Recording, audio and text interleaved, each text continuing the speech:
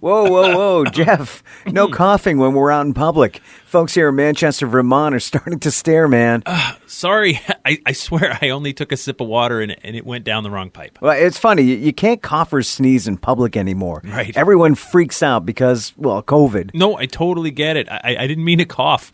Luckily, this is a small town, and there's not too many people around. Manchester, Vermont. I feel like we need to stress the Vermont part because there's Manchesters in 5 of the 6 New England states.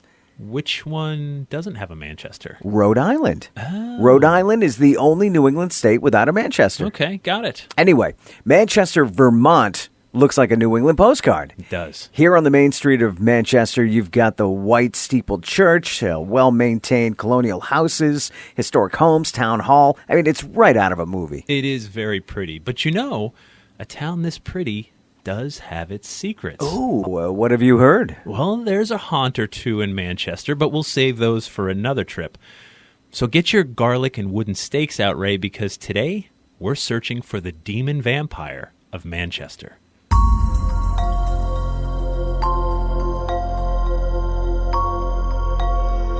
I'm Jeff Belanger. And I'm Ray Auger. Welcome to episode 186 of the New England Legends podcast. If you give us about 10 minutes, we'll give you something strange to talk about today. Manchester, Vermont is the next stop on our mission to chronicle every legend in New England, one story at a time. But if you'll permit me one quick jump out of New England for just a second. Okay, where? I want to take you guys to Eastern Africa to the top of Mount Kilimanjaro. I'm thrilled to announce that my brand new book, The Call of Kilimanjaro, Finding Hope Above the Clouds, just went on sale this week wherever books are sold. It would mean a lot to me if you guys would buy a copy of this deeply personal memoir that I wrote back in 2017 about my climb to the top of Mount Kilimanjaro. It was a life-changing experience, and I'm thrilled to share this story and pictures with you. And while you're reading Jeff's new book, be sure to grab yourself a hot cup of tea from our sponsor, Nuwadi Herbals. That is a great idea. Big stories require unique teas and blends. Ray and I have been enjoying Nuwadi Herbals teas, oils, and balms for months now. I love how these great-tasting teas have been incorporated into my life. In the afternoon, I love their sweeter teas, like their Lemon Sun and my daughter's favorite, the Strawberry Moon. At night, before bed, I may go with their cloud walking tea to end my day and drift off to sleep. And if you've got your own mountain to climb, I suggest Wind Dancer Tea from Nuwadi Herbals. It's got a bunch of natural ingredients to increase your energy and stamina. A great tasting blend of green tea leaf, peppermint leaf, lemon balm leaf, and so much more. These are Native American-inspired products, herbal remedies from Mother Earth. And please check out their website to see all the great products that we've been telling you about each week.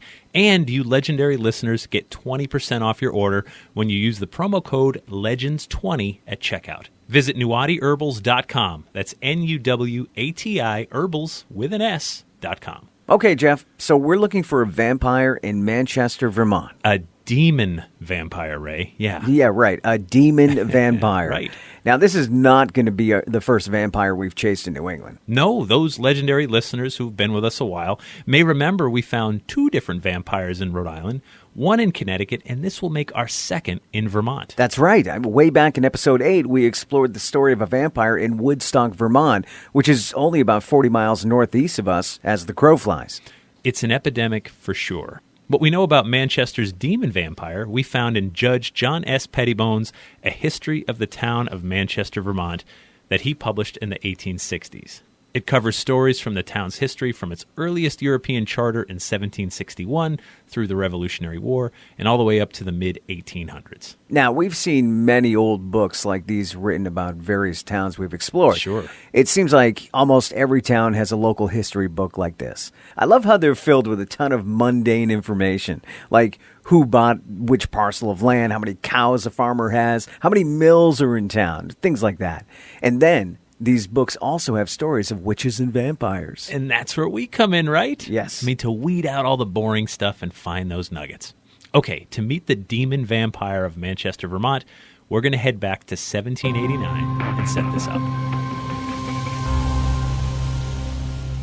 It's the winter of 1789 here in Manchester, and we're at the home of Esquire Powell, who lives here with his second wife, who is the widow of Joseph Harris. And that's when Captain Isaac Burton comes calling. Captain Burton requests the widow Harris's daughter's hand in marriage.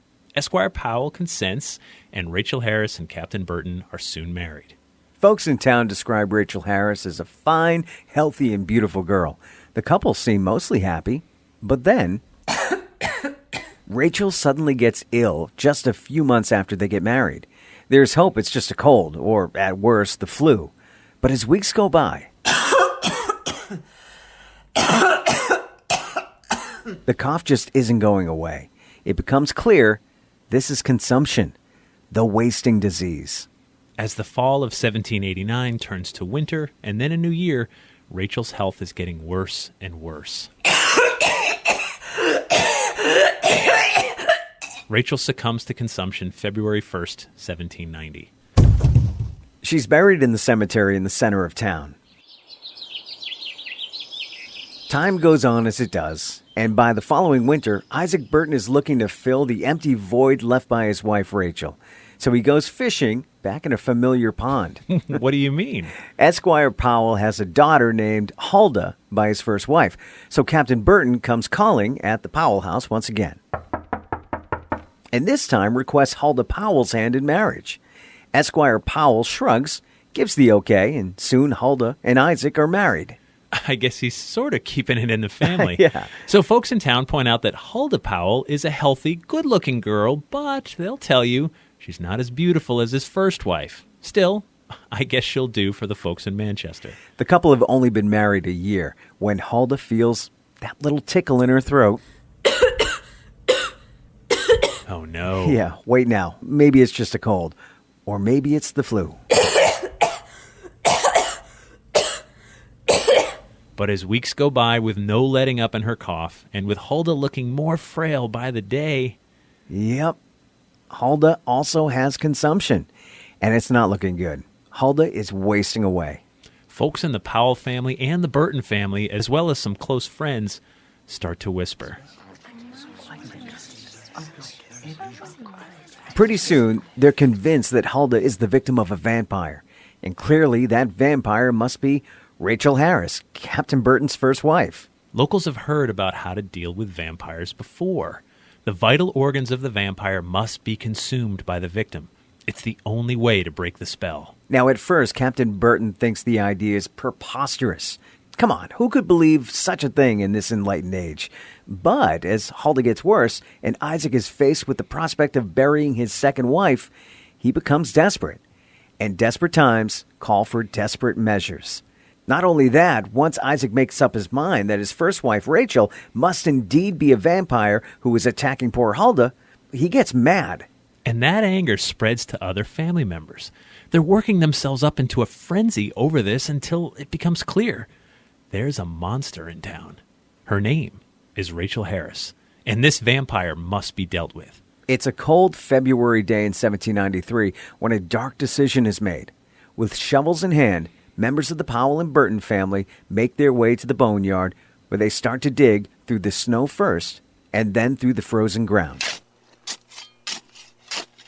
For 3 years, almost to the day, Rachel Harris Burton has been in the ground. And now, with the dirt removed, her casket is opened. And there's her corpse. These folks must feel some remorse at their own actions because they seem to be in a hurry to cut Rachel's chest open and quickly remove what's left of her heart, lungs, and liver. Or maybe they're in a rush because a crowd is starting to gather to watch the proceedings. The Powells look disgusted as they quickly close the coffin lid again and push the whole affair back into the ground. Meanwhile, more people are flocking to the boneyard to watch. Dozens of onlookers is turning into hundreds of people. I've waited years for the time when I could see this symbol. I can only imagine what's going through the heads of the Burton and Powell families right now. Yeah, they look disgusted, but likely disgusted with themselves too. Still, they're scared and desperately trying to save Hulda. The family carries Rachel's vital organs over to Jacob Mead's blacksmith forge. And all the while, the audience is growing. Hundreds of people have gathered to witness this event. The remains of Rachel's vital organs are burned in the forge until they're ashes. Timothy Mead mixes the ashes into an oily elixir and hands it over to Captain Burton, who offers the concoction to his wife Hulda, who drinks it down. The hundreds of witnesses declared that Manchester's demon vampire has officially been slayed. And that brings us back to today. Okay, well, here's the million-dollar question. Did it work? Did it save Hulda? Well, I guess it depends on who you ask. Hulda died September 6th, 1793, about 7 months after she drank the elixir containing Rachel's ashes. Oh, got it. So if you're a believer, then Hulda likely would have died within days or weeks without the elixir, and maybe she died 7 months later because the vampire had already done too much damage. Right. And if you're not a believer, then the elixir had no effect, or maybe a placebo effect at best, because ultimately Hulda died from consumption or tuberculosis as we know it today. Tuberculosis is still a horrible plague that's taken over 1 billion, that's billion with a B, lives between the years 1800 and 2000. It's contagious and often lethal. The way America and other first world countries dealt with it was through a strategy called search, treat, and prevent. Basically, contact tracing for people who have TB, testing thousands of others, and then treating those identified as sick. Treatment included financial support for those who were sick so they could still support their families. Now, one of the biggest tragedies with TB was sometimes sick people had to keep working because their families depended on them. So they go to work sick and, of course, they infect others. Right. By offering financial support, those folks could stay home and not spread it further. Finally, in the 1960s, preventative therapies became available to those who had been exposed.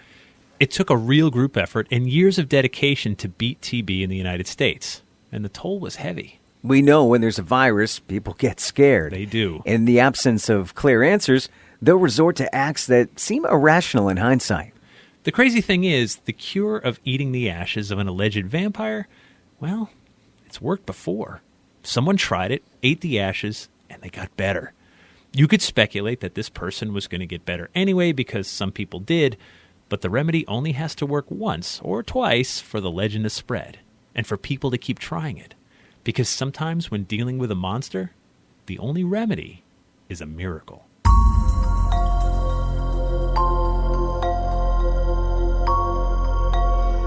And sometimes if a miracle isn't offered, you've got to try to force one. It takes a village to face a pandemic. We all know that. And it takes a village to keep the New England Legends podcast going and growing. Yes, it does. Our Patreon patrons are the backbone of everything we do. These folks kick in just $3 per month and get early access to new episodes, plus bonus episodes and content that no one else gets to hear. Please head over to patreon.com/New England Legends to sign up. And please do pick up a copy of my brand new book, The Call of Kilimanjaro, Finding Hope Above the Clouds.